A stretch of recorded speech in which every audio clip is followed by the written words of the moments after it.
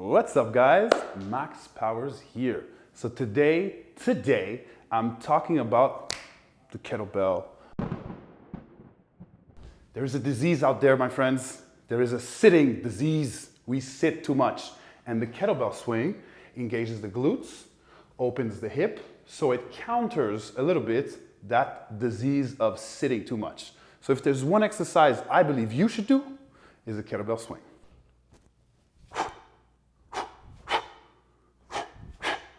So let's start with the feet, right? The first thing you want to do is find your own particular stance. Some people are more comfortable with shoulder width stance, some people more with hip width stance. Find the technique that suits your body, your hip mobility the best.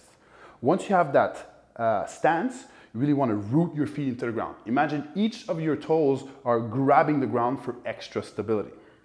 Once you have that great stance, you want to make sure that you're in a hinging pattern, right? Instead of going into your knees when you bend forward, you want to go into your hip, right? You should feel a slight stretch in the glutes and the hamstring, so your hips are back and slightly down, right? So feet rooted, hips back and down. Your back is straight, right? As much as possible. Not a rounded posture, very bad for a kettlebell because there's momentum, right? So even if the weight is 20, 30 pounds, it's gonna feel heavier because it's moving. That's why you wanna keep your core tight and your back straight. Once this is done, you wanna think about your shoulders, right? So as the kettlebell is in front of me, when you do your kettlebell swing, the kettlebell shouldn't start between your legs.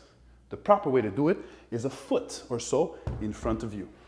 So feet rooted again, hips back and down, back is straight, hands on the kettlebell, shoulders packed, right? So I want to engage my shoulder blades, engage my lat muscles to make sure I'm transferring the power of my leg through the kettlebell.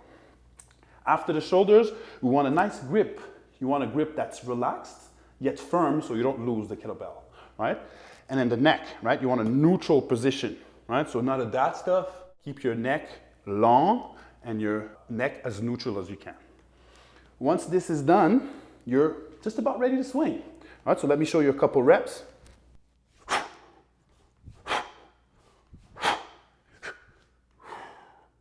All right, so we always try to set the kettlebells in front of us. It should be a strong, explosive movement, almost the same movement as you would use if you want to do a broad jump, but you're actually transferring the energy of the jump into the kettlebell. As I was doing my reps, I hope you guys heard me breathe. It's very important to breathe. It's going to give you more power, but it's also going to help you sustain the exercise for longer. There is a couple of ways to breathe. If you're doing a set of 5 reps with a heavy kettlebell, you breathe once in every swing. If you're doing a set of 5 minutes with a lighter bell, you could do a double breathing.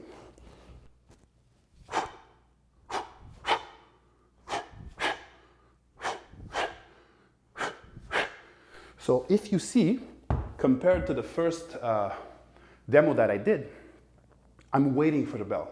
I'm more relaxed, right? Because I want to go for longer. That's the best way to do it. So 2 breaths if you go for longer, 1 breath if you go for a short, heavy, intense set.